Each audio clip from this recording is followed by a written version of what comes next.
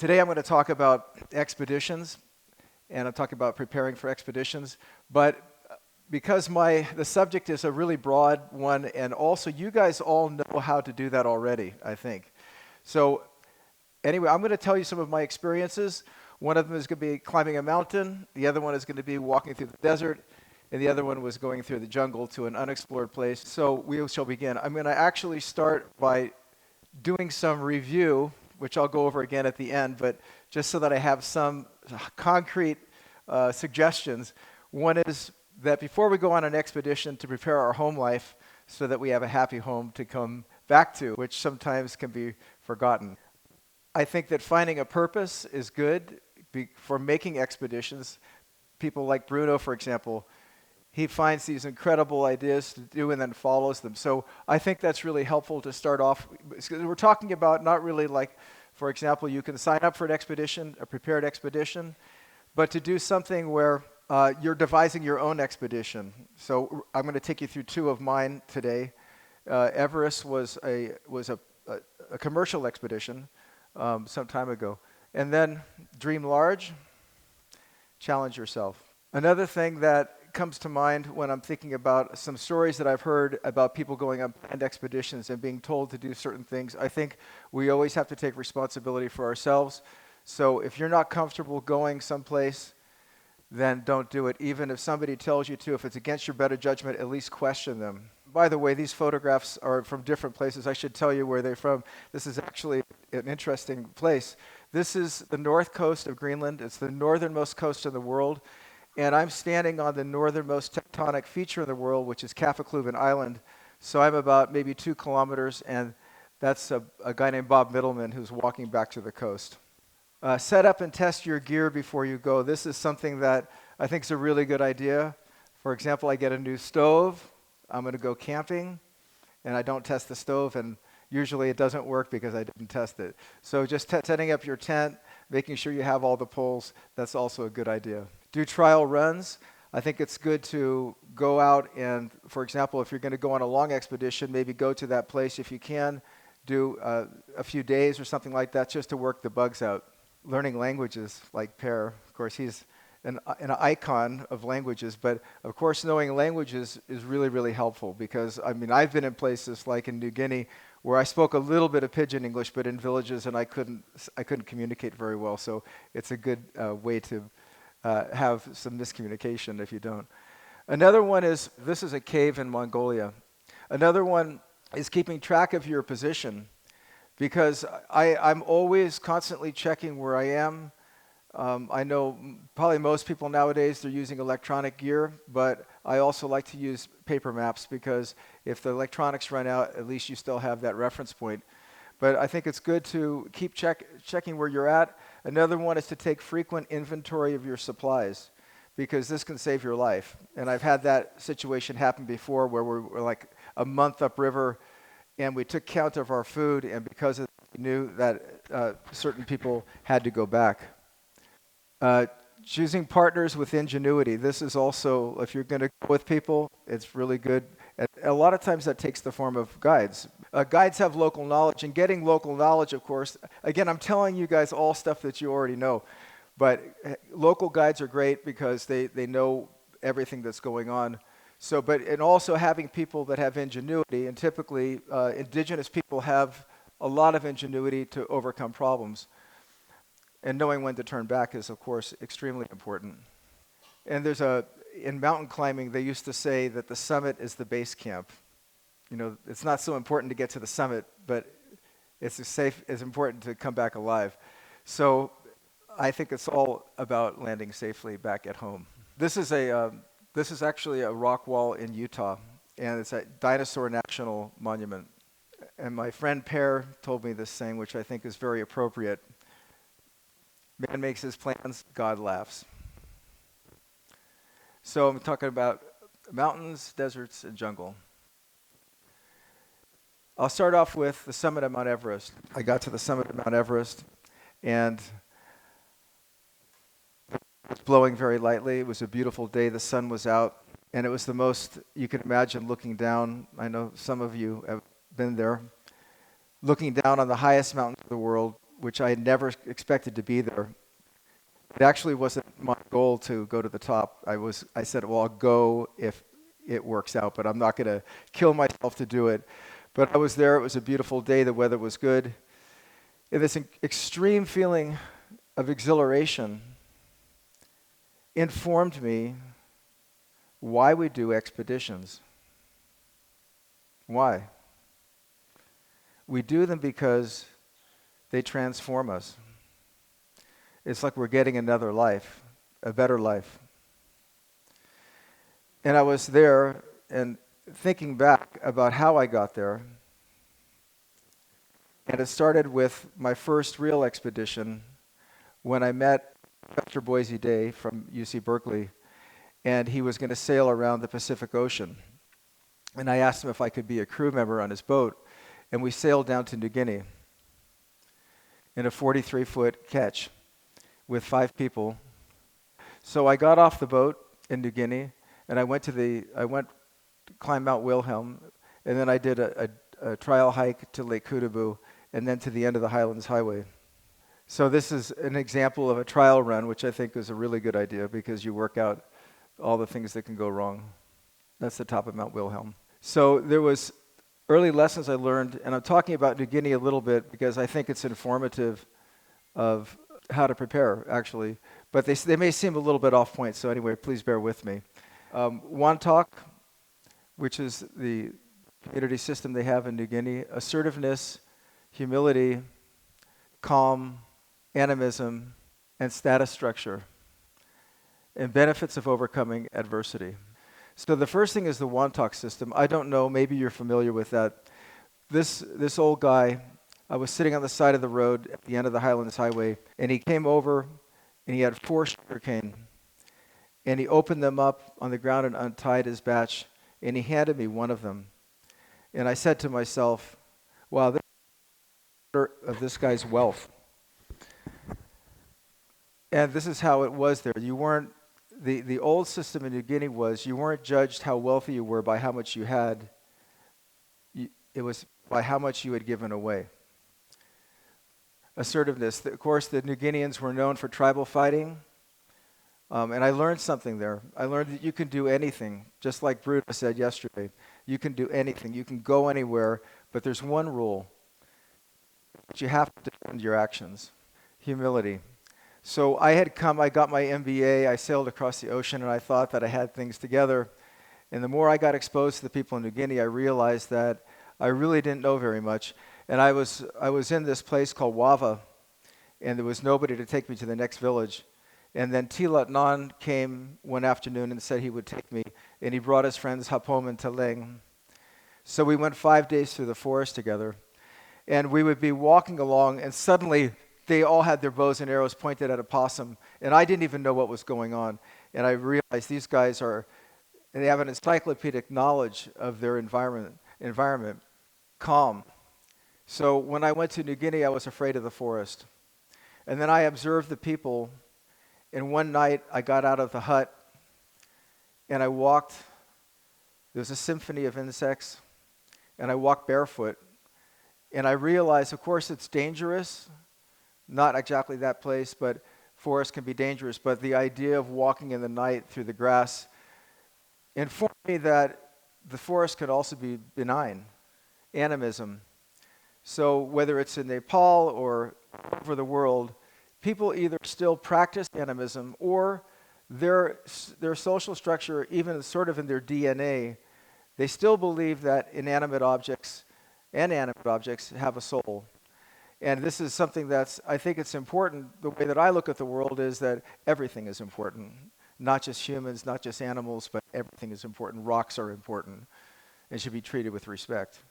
And then lastly, second to last, is status structure, which this guy, he's wearing this pair of sunglasses. Obviously, it's not functional because it's missing a lens. But why is he wearing it? He's wearing it because it makes him a higher status because he has sunglasses and nobody else had them. So I think this also is infused in our cultures and in the way that we behave, is that after we already have what we need, clothing and food and shelter, that we seek to have status. and overcoming adversity. So I was hiking. Kelly, the cook, she was from the boat.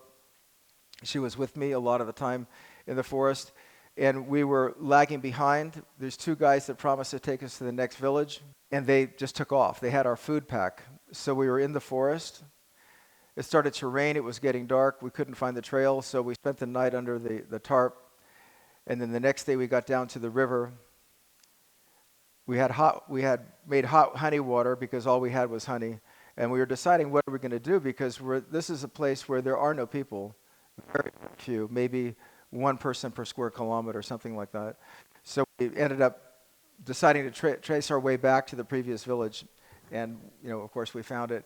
But those kind of experiences are great because you get strength from adversity. This is just another shot of these people at the time in Cordoba. And this is kind of a non sequitur. The New Guineans walk up this with kind of pigeon-toed because they get more power out of their quadriceps. So anyway, I walked out of the highlands in New Guinea from Lake Copiago to Okisai River in the north. It was a 39-day expedition. I didn't really know what I was doing. I didn't have fancy equipment or anything like that.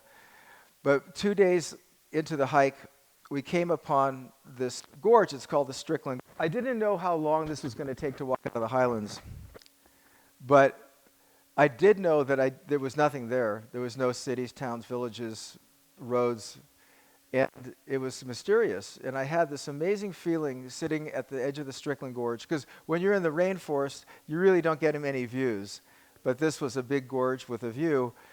And I was thinking to myself, this intense feeling of mystery that I had, that is something that should be preserved in the world. Because I reflected a lot, like if we develop everything, and there's cell phones every place. But I wasn't, back then we didn't have cell phones. But I was thinking that it's going to be terrible because there are not going to be any options. There's not going to be any mystery. And we need that mystery. I go back to the idea of expeditions transforming us. We need a place to go to do those expeditions. And it's good to have places where you're out of contact, where you can't be traced. Anyway, that was the Strickland Gorge, across the Strickland Gorge. And then I went to Oxapman. This is a guy with rhinoceros beetle scarabs in his nose. They had a lot of great stuff there. A village called Wava. This is where I met Tilot Nun. And the Oxapman houses had, it's a preparation, but I'm going to go through the story, so we're going to share stories with preparation ideas. So in Oxapman, they had an interesting difference between the other houses because the other houses in New Guinea they just had no ventilation. So they built a fire in the middle, and the inside of the ceiling was totally pitch black from all the tar in the wood. But in Oxapman, they had overhanging ceilings like this. They had a raised fire pit, and then they had overhanging ceilings so that they had ventilation. So that was really cool. And one of the things another idea about preparation is learning about foraging in the woods, because this is an example. They were hungry, the three guys I was with, and there's big mounds of earth. In those mounds, these big birds lay eggs. So this is an example. And then after 29 days, I came to a river called Okisai, and they built rafts, tied them together with jungle vine, and then I put the tarp on and the mosquito net and floated downriver for another 10 days. And on this trip, I forgot to tell you that one of the reasons I'm going through this trip is at the midpoint in this trip that I sailed across the ocean. It was the first time I saw sight of Mount Everest. I traveled to Nepal and attended Mani Rimdu. I don't know if you've seen Mani Rimdu before. It's pretty fantastic. And then I saw Everest for the first time, which is back there. That's the face of Lhotse. So that's the end of my introduction.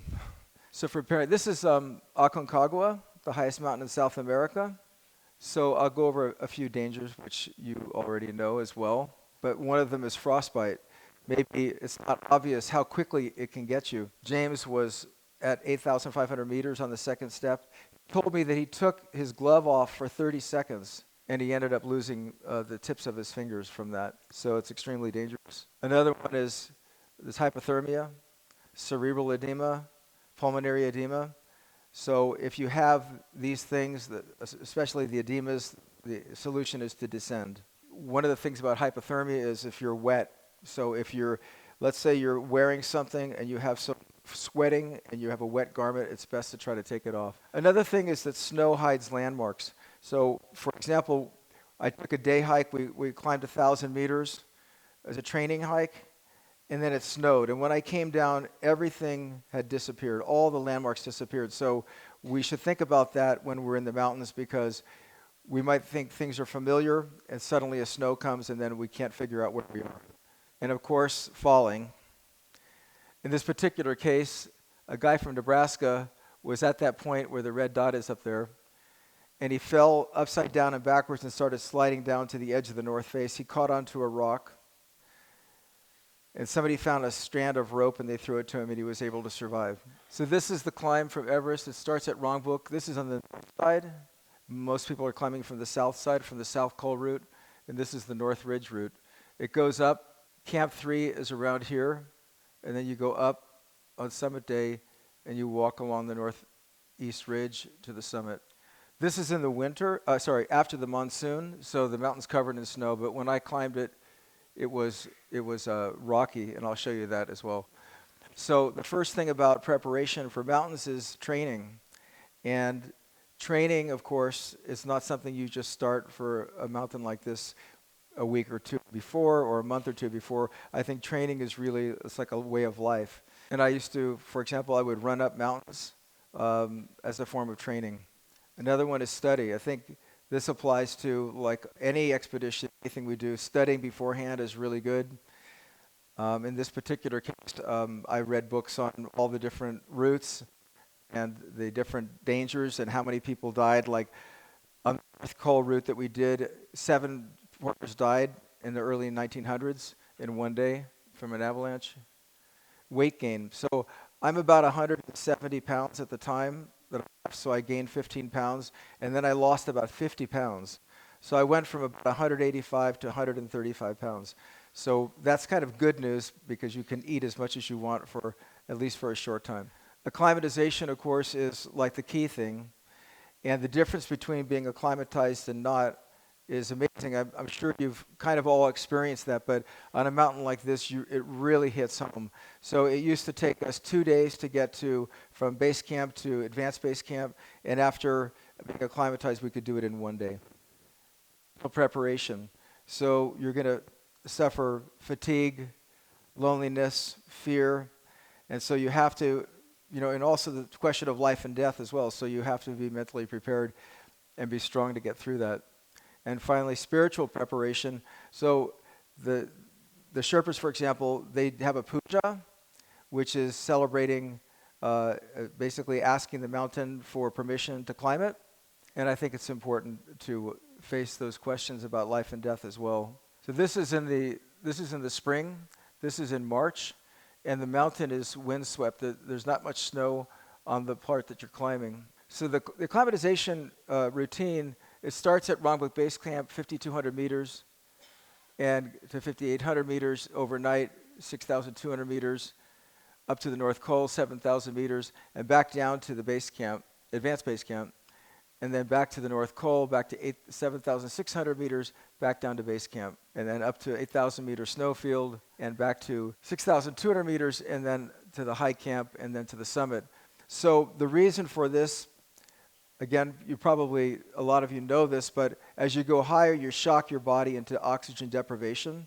So you need to recuperate, generate more red blood cells to absorb oxygen, but you can't do that in the death zone. So you have to come down to a lower altitude so your body can replenish its red blood cells. This is Camp 1 at 7,000 meters. And Camp 2 is where the X is. And it seems like it's close, but it takes all day to get there. And meanwhile, crossing this ridge, the north face is there, and these winds are blowing across at about 70 knots, and it completely drains you. and then you get to Camp 3 at 8,200 meters, and that's the summit day. You go up at midnight, you climb, and it took us 9 hours to get to the top. There's a feature called the second step where the Chinese put a ladder there to get over this rock buttress many years ago. This is just below the summit. There's a guy named Lakvagelo. He was with me. And then this is me looking. This is with Nepal in the background. We spent 40 minutes on top. I'm asking myself, how am I going to down climb what I just up climbed? And on the gear side, there's 8,000 meter soup, an ice axe, of course, double sole boots, crampons, sunglasses, glacier glasses. And this is what it looks like at the top. That's Kanchenjunga in India over there. And then on this side is the east face of, just over this, is the east face of Everest and about a 10,000 foot drop. This is looking down from the second step. Okay, so that concludes the Everest part. Then I turned my attention to South America because I was looking for the places that are least developed in the world. And there's of course a lot of them, but one of them was the Altiplano, because there's very little infrastructure in the South American Altiplano. It's the second highest highland plateau in the world, and I decided to walk across it. So from the Atacama Desert goes from Antofagasta around that latitude, and it rises about 10,000 feet, and then the Altiplano starts, and it goes up to about 15,000 feet. Then it drops down to Libertador in Argentina. So, and then I did that, but then I decided, I kind of looked at the map and I said, well, I can float down this river 1,000 kilometers and so forth. So I went down the Bermejo River and continued across South America. But I'm going to talk about the desert. So desert dangers, of course, everybody knows dehydration. But what I didn't know was wind. So it was kind of uncanny. Just before sundown, every day this wind would come up, this high wind. In fact, it flattened the tent that I brought, and cold because it was high altitude, so it was extremely cold at night. So I ended up freezing for a while. So I learned that I have to bring a warm sleeping bag in the desert. Our Danish friend, he has a cart, looks just like this, but he's pushing it, and I was pulling it, and I put my water in this. This was in the Altiplano. So preparation in the desert, if you can have the type of terrain, then a water cart is good. Studying where the water sources are, that's also a good thing at a time. And gloves, I found out because pulling the cart, my hands got sunburn. And as I said, warm gear, a strong tent. And one of the things I learned was that cheese is really good if it's in a round. So I bought half a round of cheese, and the guy said, if you put a piece of plastic wrap over it, it will keep. So the cheese kept for 3 weeks in the desert. That was unexpected. And use of maps, again, I'm a big supporter of use of maps. And a kind of unexpected thing, I thought I'd throw this in here. So in the desert, so in some places you can't really walk at night. Obviously in mountains it's dangerous. In the jungle it's kind of hard. But in the desert you can walk at night, and it's cooler. And I said, one day I flashed on this, that moonlight is actually reflected sunlight. So this is this is a nighttime photograph, but it looks just like daytime. It's kind of obvious, but it wasn't obvious to me. That's actually in Turkey. That's Hosap Castle. So I walked across the Atacama. Sometimes the terrain was like this. It broke my cart. And there was one place in the desert called Imilak that I heard of where I could get water. So I started off with 100 kilograms of water, which lasted about 2 days because it was too heavy to pull. That's 220 pounds of water. So I dumped 50 kilograms, and then I was able to get across the desert without filling up the water, only from natural source. This is an Inca road. I thought it was interesting that there were still these roads. For me, one of the things I love about being out is the solitude. This is the edge of the Atacama Desert, where the Atacama meets the Altiplano. And then I switched to this cart, which is a smaller cart, because I had a big cart in the desert for the water, and then this only had about 20 kilos of water. It turned out it wasn't enough. I camped where the vicuña rested in the winters, And these are the salars. You're familiar with those in northern Chile and Bolivia. But the water is saline, so it's not drinkable. So I ran out of water, and then I found this pocket of water. So I sucked the water out of the pocket, but then I had this problem with my eyes puffing out, so I thought maybe I had poisoned myself. And at about this point, I was really scared because I knew I had several days to go before I got to the road, and I didn't have much to drink. And this was going across Chivato Muertos, and my hands sunburned, and my eyes were windblown. And then I abandoned the carts and walked over the mountains, and I got lost. And I took this photograph when I was lost, but I thought, well, I'll still try to take a good photograph because the night sky was pretty full of stars. And then the last thing was a jungle expedition. So I was really curious about the Amazon, and I found a geographic feature called Meseta de Ichum. I just basically located it because it was kind of an interesting looking feature on the map, but I thought it was impossible to get to. I went to the Venezuelan consulate, and I asked them about getting permission to go to this area of Venezuela, and they said, you need to speak with Emilio Perez. So they gave me his number, and I talked with Emilio. He was a map maker. And Emilio told me that the river Paragua, from a town called Ciudad Bolivar, it was navigable up to the Ichum waterfall. This is where it is, roughly, on the right where the dot is. And oddly enough, this is El Dorado. I found out later that the legendary El Dorado was close to the Ichum. If you look up, I don't know if I can do this pointer right. Here, this is where the Meseta is. And there's a story, I believe it's true. I talked with people that saw it. There was a Spanish galleon that was sunk up the Paragua River south of the Meseta, which is there. So around here. And apparently the galleon had sailed up the river and sunk. And an American diver came apparently, and he extracted some of the antiquities from it. This is a satellite photograph of the Meseta de Ichum. It's not very big. So the thing that's special about this place was it was never explored before. And after the expedition, I met with Charles Brewer Carrillas. He's Venezuela's most renowned explorer, and he was amazed that we went there. As I did a lot of research on it, the Meseta had been explored up to about 1 or 2 kilometers inside the falls, about there. So our goal was to get to the source of the Ichum River, which was, there's a dome here, which is about here. And as of now, I still haven't got there. So I should probably give a little bit of background, like why am I choosing this place? One of the reasons I was choosing this was because I had come up with this idea back in New Guinea about preserving vast areas on each continent. There's a Harvard professor named Wilson. I didn't know about him at the time, but he was recommending, he has a project, he's now deceased, he just died recently. He had a project called Half Earth, and he was recommending that humanity needs to save half the Earth in order to preserve all the species. But I didn't know that at the time. In any event, I had this idea in New Guinea, and in about 2010, I incorporated this nonprofit, World Parks. And so I wanted to go on foot and to investigate those areas that I was thinking that we as a race of people should preserve. And this was, of course, in the middle of the Amazon. So it was very interesting to me that it was not explored. Okay, jungle dangers. Malaria, of course, don't forget to take your malaria pills. Getting lost, very possible. Snakes. Snakes are the one thing that I'm really afraid of because they lurk virtually every place, and you can't see them. They hide in the bush. In this particular case, in the Meseta, the culebras are deadly, and there's no way to bring anti-venom because you have to refrigerate anti-venom.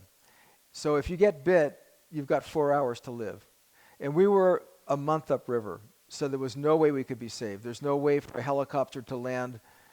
So that's the biggest danger, and I still haven't got down to the source of the Ichum, but I've gotten down to the dome, and I want to go back. I've been planning to go back with Charles Brewer Carrillas, but we'll probably try to helicopter into the last point we got to.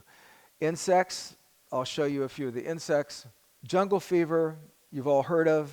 I experienced it firsthand where some of the people I was with, they kind of got a little bit off mentally.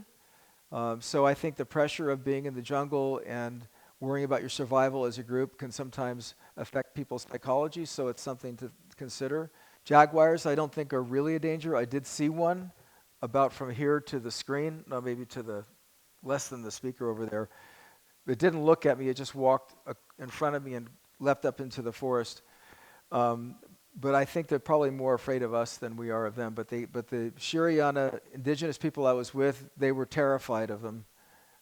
They said they were extremely dangerous.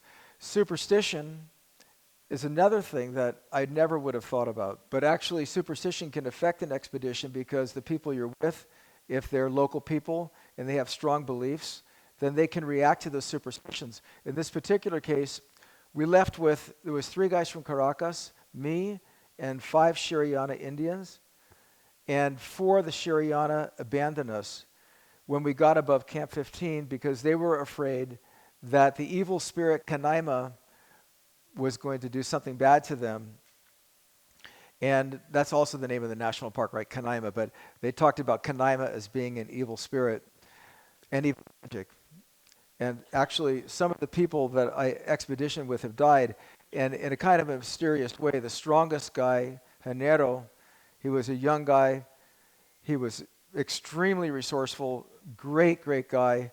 And I found out like a year later or 2 he died. And Charles Brewer Correas is also doing studies about the magic and how they will somebody up if they want to get back at them, and they do these strange things by putting something along the path.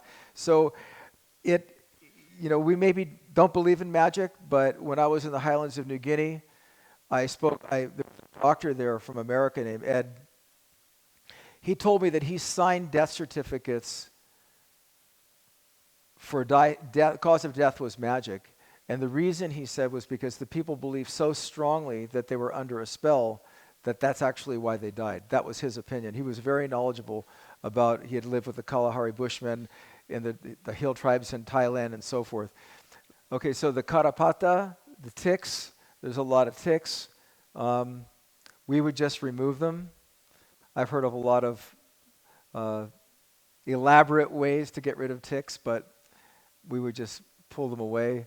Of course, leeches, everybody knows. But this one I never heard about. This is Charles' photograph. This is a nigua. Niguas are like almost invisible. They're extremely small, but they'll get into your toes like that. And they build these little like caves to lay their eggs inside your skin. So you notice you're starting to itch, and so you really need a needle, which is another preparation thing that we should all have, is tweezers and needles. You can see how that works over there on the right middle photograph. And if you get them, if you walk in like a grassy area, something like that. And then the snakes, as I said, the culebra. In this particular case, I shouldn't say I had to kill a culebra, but I did kill a couple of culebras. That's what the Shiriana do, is whenever they see a culebra, they kill it. Just, I guess, under the belief that there'll be less of them. But this one, on the return journey, I was walking with this stick, and the forest is kind of dark, and I looked up and it was facing me, and they kill them by hitting them over the head. The snake is distracted by the edge of the stick. And this is actually something I should tell you about. I think it's also quite useful. When I was very young, I was in California, and I met an old miner.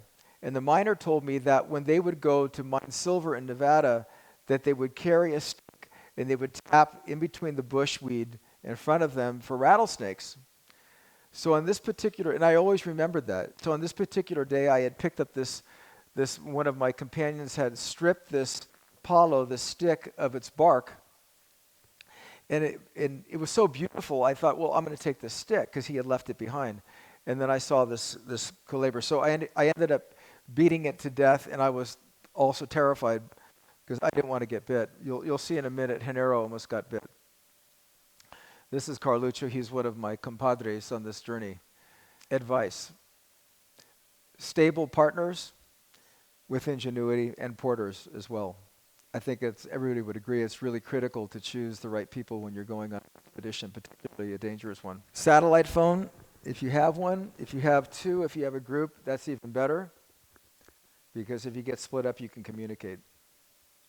If you can't get reception under the forest canopy, you can get one usually in the river. Local knowledge, of course, is critical. Whenever you can get it, I ask a lot of questions. We sleep in hammocks with nets, and also they have, you may have seen them, they have really cool, they're hammocks with a tent and a mosquito net.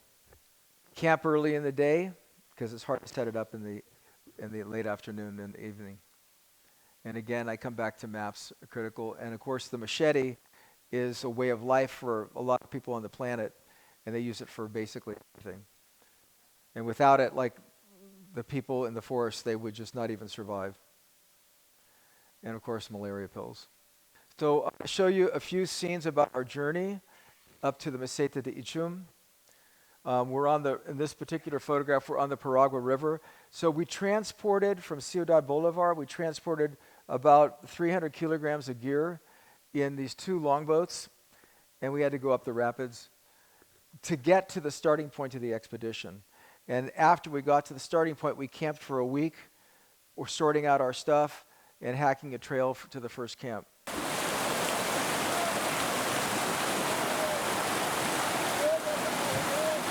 And then we arrived at Ichum Falls. It's a really spectacular place. The howling monkeys make noise at night. It's like from another world.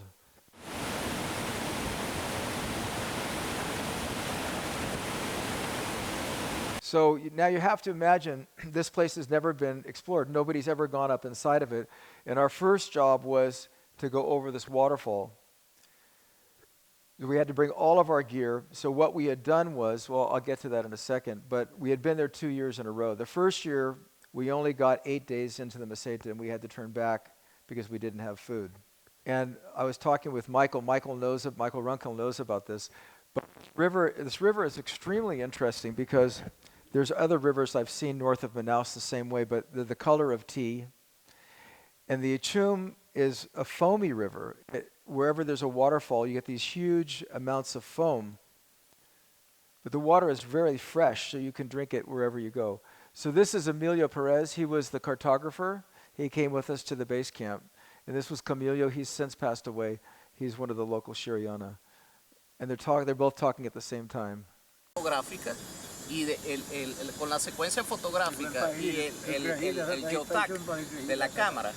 Tú pones la cámara vertical, la puedes pegar del ala del avión o de abajo, no sé si tiene una, él tiene una compuerta abajo. No.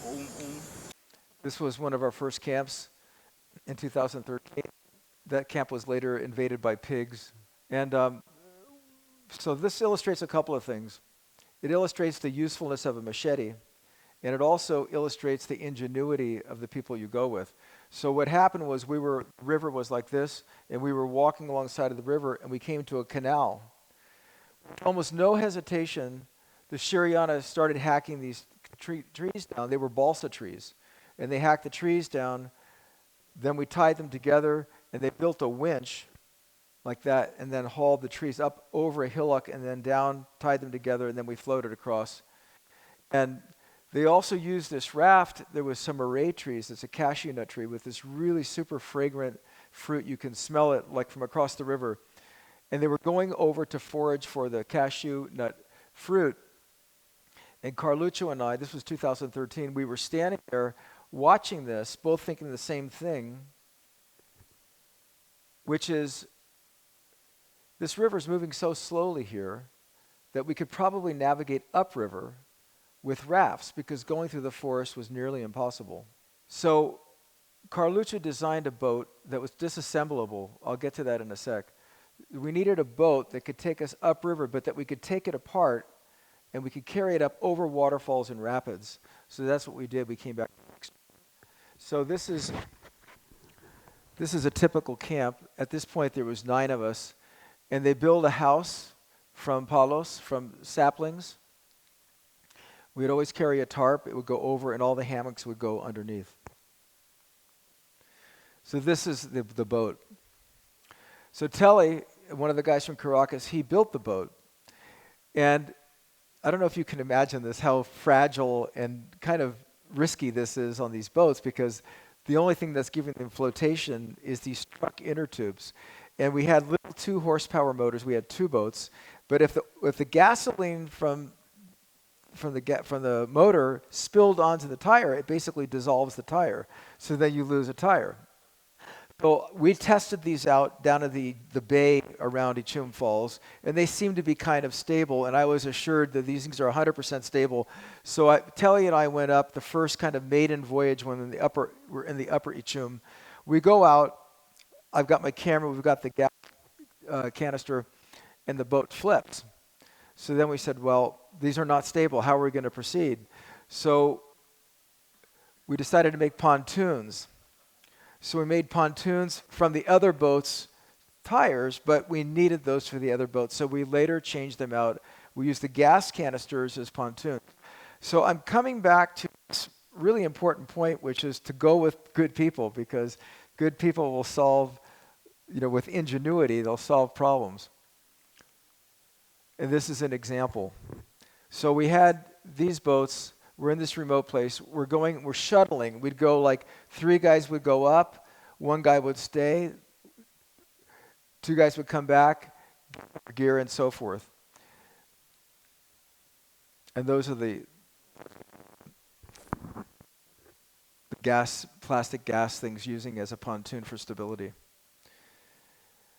So you can imagine going up this river. It was like hell, because we kept thinking we're going to get to a place where we can actually go for a long way, but we would only go like a kilometer, and then there'd be another set of rapids, and we'd have to do all sorts of stuff to get the boats through the rapids.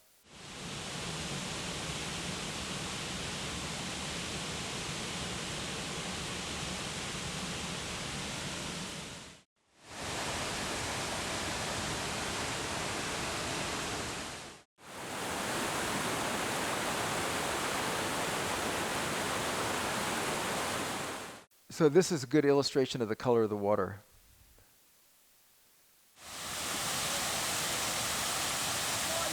Yo ayudo.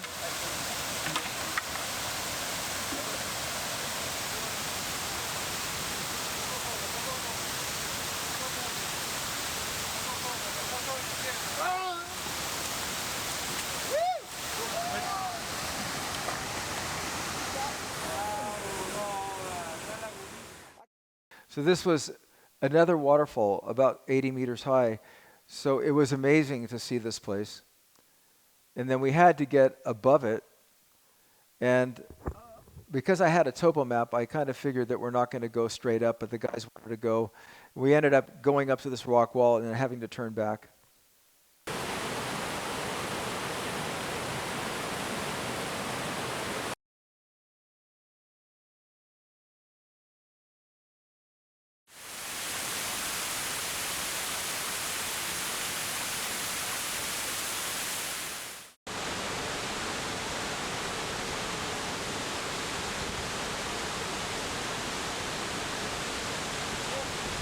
So this is an example of building a house every day, almost every day, and then putting the tarp over that. Él no te mordió. Solamente pasa por tu pie. El pico así, se chocó aquí. ¿Pico? Sí, no, él chocó aquí. Él abre su boca. Así. Sí. Ujú. Así. ¿Verdad? Sí. Entonces, si es mi zapato, ¿qué va a pasar? ¿Entra? Sí, ahí se entra. No, de aquí se picó desde aquí. So the culebra these guys love these yellow boots.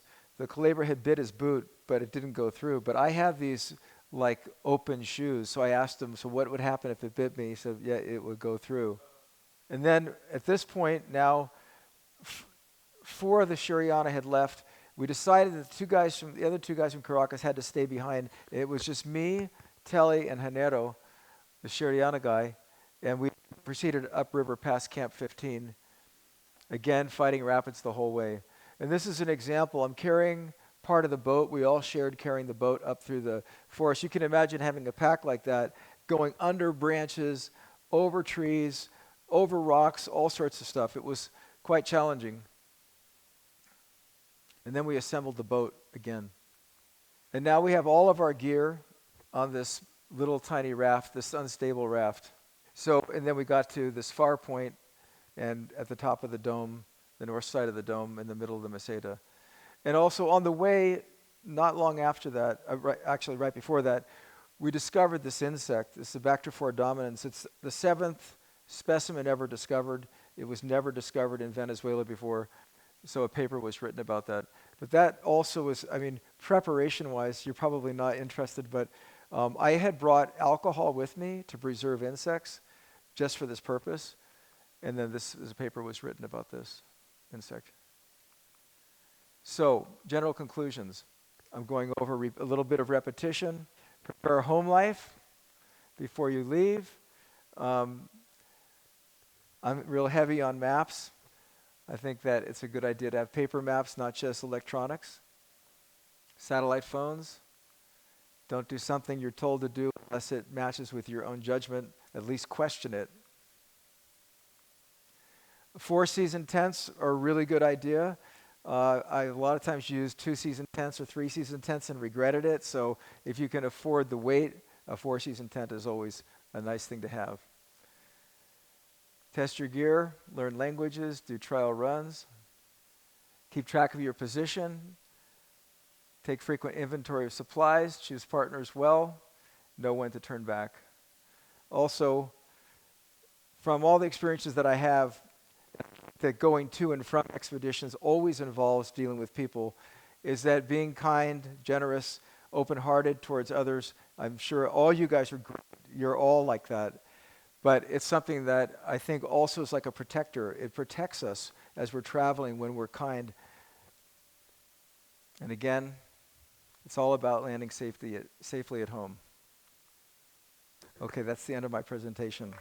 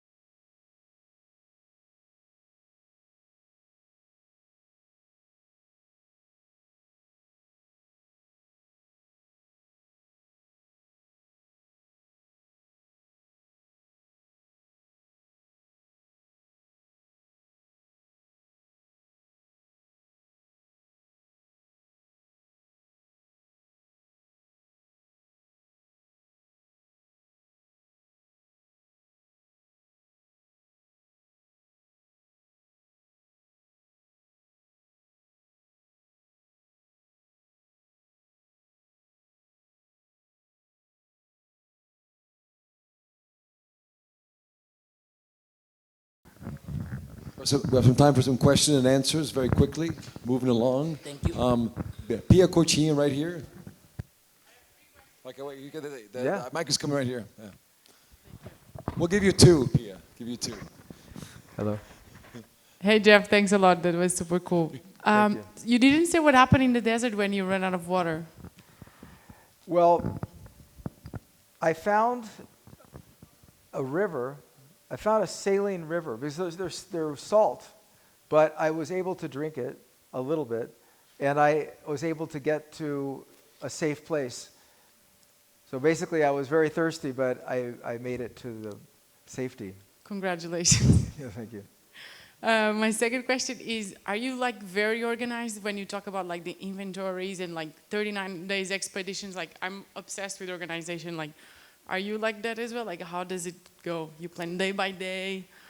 I mean, you're probably 100 times more organized than I am. And what happens to me is that everything that I plan just falls apart immediately because, for example, in 2013, we vowed that we'd bring 100 kilograms of rice. We told the Sheriana friends, okay, we're going to bring 100 kilograms of rice. And we get to Cavay Maquen, the village closest to the Meseta, and Carlucho, my compadre, he gave away like 25 kilograms of rice to the chief. So, for example, you make your plans, but I do agree that it's great to plan to the nth degree. Plan as much as you can. Okay. Last question. I'm also obsessed with snake bites. How do you prevent them? Avoid them. Seriously. And there's something that's quite interesting. The guys there's something called the black rock, but I don't want to test if it's true, but you can buy it from the Jesuits in Belgium. In Belgium, apparently they have this little shop, and they discovered it in the Belgian Congo. There was a black rock that when you get a snake bite, you're supposed to put the black rock against your skin, and it absorbs the poison. I don't know how true it is, but there's a whole story behind this. And one of the guys that came with us to base camp, he had this black rock. He gave me some of it, but I didn't want to use it. But really, I think you have to avoid them. Or you can wear rubber boots that they can't penetrate into.